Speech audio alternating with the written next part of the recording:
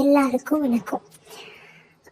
வர February 11 இந்த வருஷத்தோட தைப்பூசம்.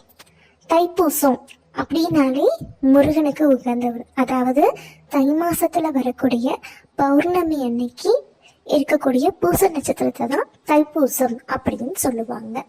சரி, தைப்பூசம்னா என்ன சிறப்பு? நம்ம எல்லாத்துக்குமே தெரிஞ்ச மாதிரி தைப்பூசத்துக்கு முதல்ல எல்லாரும் பண்ணக்கூடிய காவடி எடுப்பாங்க. பழனிமலை முருகனுக்கு எல்லாரும் பழனிமலை முருகன் இல்லை, முருகனுக்கு காவடி எடுப்பாங்க. அதுல பழனி ரொம்ப சிறப்பு மிக்கது. சரி, காவடி எடுத்தல் இது நம்ம தமிழர்களுடைய பாரம்பரியம்னு சொல்லலாம். ரொம்ப ரொம்ப நாளாவே இது நம்ம பழக்கத்துல இருக்கு. இந்த காவடி எடுத்தல் இது முதல்ல எப்படி உருவாச்சு? யாரு முதல்ல காவடி எடுத்திருப்பா? முதல்ல இந்த காவடிங்கிற ஒரு விஷயத்த யார் எடுத்திருப்பா? யார் யோசிச்சிருப்பா? எப்படி? இந்த மாதிரி நம்மள பலருக்கு பல கேள்விகள் இருக்கு. சிலருக்கு உண்மையான கதை தெரிஞ்சிருக்கலாம், சிலருக்கு தெரியாம இருந்திருக்கலாம். எனக்கு தெரிஞ்சதை உங்ககிட்ட இப்ப நான் சொல்றேன். சரி, காவடிக்கு முன்னாடி போறதுக்கு முன்னாடி நம்ம நிறைய பேர் பழனிமலை முருகன் கோயிலுக்கு போயிருக்கோம். அந்த பழனிமலை முருகன் கோவில்ல நம்ம முருகனை தரிசிட்டு வரப்போ நம்ம எல்லாரும் இடும்பனை கும்பிட்டு வருவோம். அதாவது இடும்பன் மலை, இடும்பன் கோவில் அப்படின்னு சொல்லுவாங்க. பழனியில மட்டும் இல்லாம தனியாவும் தஞ்சாவூர் பக்கம், குன்றக்குடி அந்த மாதிரி இடங்கள்ல இடும்பன் அப்படிங்கிறவருக்கு கோயில் இருக்கு. சரி, அந்த இடுமனை பார்த்தோம்னாலே தெரியும். இடுமனுடைய நம்மளுடைய வரைபடங்கள், அவரை பத்தின நம்ம கேட்ட கதைகள், அந்த சிலைகள் எல்லாமே பார்த்தீங்கன்னா அவரு ரெண்டு பக்கமும் காவடி இருக்கிற மாதிரி தான் இருக்கும். அதாவது தன்னோட இடது மற்றும் வலது தோளில் காவடியை சுமந்த மாதிரி தான் இருக்கும். சரி, அந்த இடுமன் யாரு? அவரையே முருகனுக்கு காவடி எடுத்தாரு. காவடிங்கிறது எப்படி உருவாச்சு, என்ன கதை அப்படிங்கறத இந்த கதையில நம்ம பார்ப்போம். அதாவது இடும்பன் அப்படிங்கிறவர் யாருன்னு பாத்தீங்கன்னா, இவர் ஒரு அசுரன். அதாவது இடும்பன் இடுமின் 2 பேர் இருந்தாங்க. நம்மளாம் சரி நிறைய பேருக்கு தெரியும், இடும்பன் கடம்பன் அப்படியெல்லாம் சொல்லுவாங்க. நாம இடும்பனை பத்தி இந்த கதையில பார்க்கலாம். இடும்பன் பாத்தீங்கன்னா இடுமன் இடுமின் 2 பேர் அண்ணன் தங்கைன்னு சொல்லலாம். இவங்க மகாபாரத காலத்துல இருந்ததாக சொல்றாங்க. அதாவது என்ன சொல்றாங்க அப்படின்னா, மகாபாரதத்துல பஞ்சபாண்டவர்கள் இருந்தாங்க இல்லையா?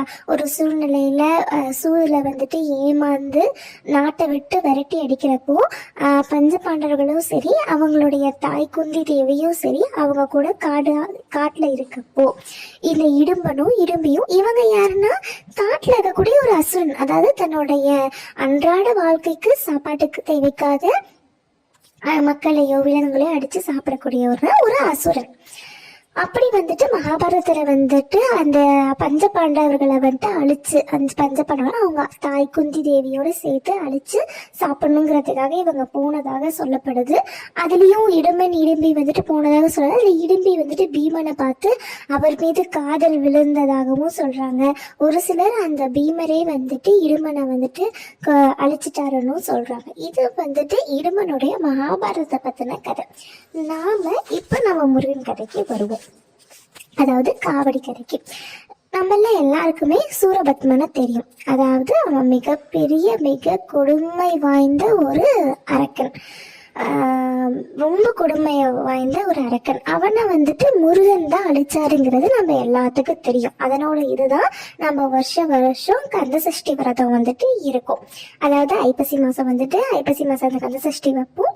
6 நாள் 7 நாள் தொடர்ந்து விரதம் இருந்து அந்த கந்த சஷ்டி அன்னைக்கு மாலை முருகன் சூரபத்மனை அழிச்சு அதுக்கப்புறம் நம்மளுடைய விரதத்தை முடிப்போம். அதே மாதிரி அந்த சூரபத்மனை முருகன் சேவலாவும் மயிலாவும் மாத்தினாருங்கிறது நம்ம எல்லாருக்கும் தெரிஞ்ச கதை. இதுல நமக்கு தெரியாத சில விஷயங்கள் என்னன்னு பாத்தீங்கன்னா, அந்த சூரபத்மன் சூரபத்மன் இந்த மாதிரி அரக்கர்கள் இருப்பாங்கல்ல, அவர்களுக்குன்னு ஒரு சில பயிற்சியாளர்கள் இருப்பாங்க. அந்த மாதிரி இந்த வில்வித்தை போர் பயிற்சி சொல்லி கொடுத்தவர் தான் இடுமன்னு சொல்றாங்க. இந்த புராண கதையில எப்படி சொல்றாங்கன்னா, அதாவது இடுமனுடைய இந்த காவடி வரலாற்று கதையில என்ன சொல்றாங்கன்னா, இடுமன்றவர் ஒரு வில்வித்தை ஒரு போர் பயிற்சி செய்யக்கூடிய ஒரு மனிதர். அப்படிப்பட்ட அவர் சூரபத்மனுக்கு அவருதான் ட்ரைனிங் கொடுத்திருக்காரு. அப்படி ட்ரைனிங் கொடுத்தப்ப சூரபத்மன் இறந்துட்டாங்க. முருகன் அவரை வதம் பண்ணி இடும்பன் வதம் செஞ்சுட்டாரு. அதுதான் நம்ம வந்துட்டு கந்தசஷ்டி கவசத்திலே வரும். வீரலட்சுமிக்கு விருதுணவாக சூரபத்மாவை துணிந்ததை எதனால்னு.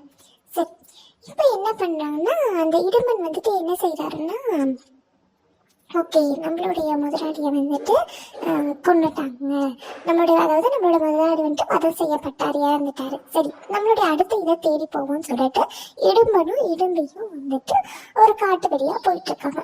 அவங்க வந்துட்டு அவங்க அகஸ்திய முனிவரை பாக்குறாங்க. அகஸ்திய முனிவர் யாருங்கிறதுன்னு பாத்தீங்க அப்படின்னா, அதாவது தமிழுக்கே இவர் தான் தந்தை, அதாவது தமிழ் இலக்கணத்தை கொடுத்தவர் இதுதான். அதாவது கிராமர்னு சொல்லுவோம் இல்லைங்களா இங்கிலீஷ்ல, அந்த மாதிரி தமிழுக்கு ஒரு இலக்கணத்தை அமைத்தவர் இந்த அகஸ்தியர் தான்.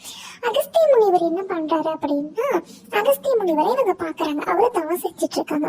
உடனே இடும்பனும் இடுமையும் போய், ஐயா இந்த மாதிரி அவங்களுடைய நடந்த எல்லாத்தையும் சொல்றாங்க.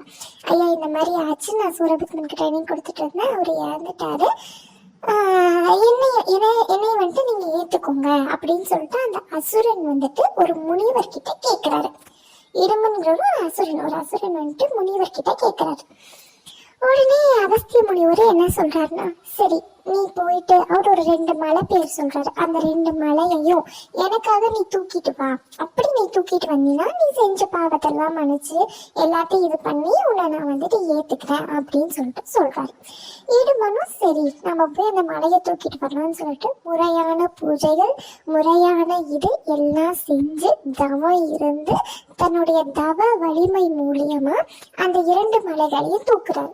இப்போ அந்த 2 மலைகளையும் அவர் தூக்கிட்டு இங்க அகஸ்தியன் பொதிகை மலையில வந்துட்டு அந்த 2 மலைகளையும் கொண்டு வா, எனக்கு தேவைப்படுதுன்னு சொல்றாரு. இடும்பன் இப்ப பொதிகை மலைக்கு போகணும்.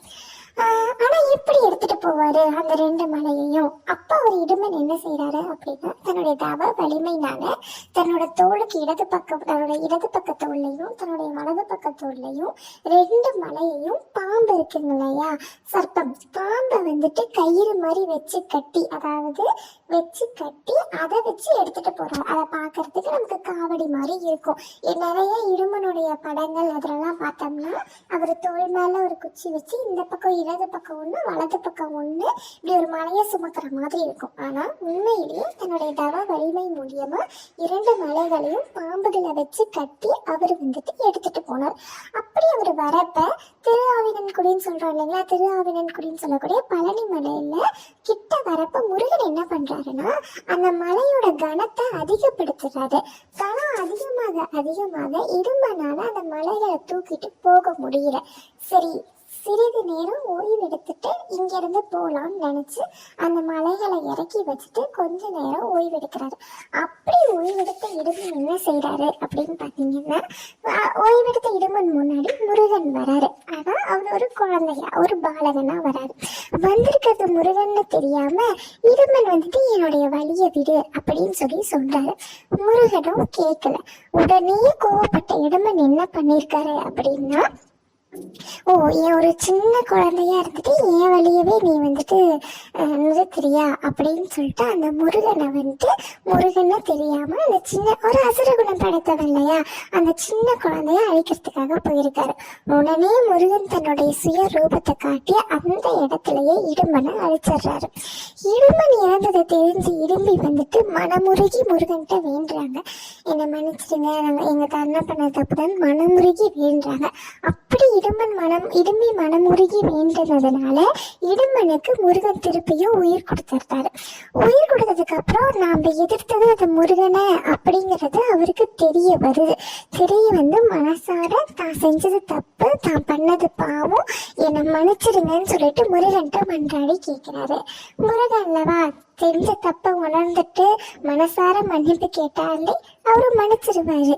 நம்ம மனசார மன்னிப்பு கேட்டா மன்னிச்சிருவாரு. அப்படி என்ன பண்றாரு, முருகனும் மன்னிச்சு சரி அப்படின்னு சொல்லிடுறாரு. அப்புறம் முருகன் இடுமனுக்கு இன்னொரு வரமும் கொடுக்குறாரு.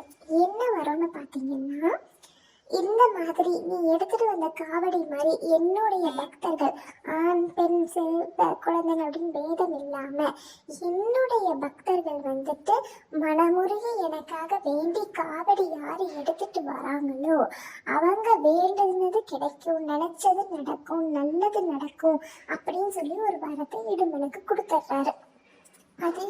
அதனாலதான் இன்னை வரைக்குமே, அதாவது முதல்ல முருகனுக்கு காவடி தூக்குறது யாருன்னா இடுமன்னு சொல்லுவாங்க.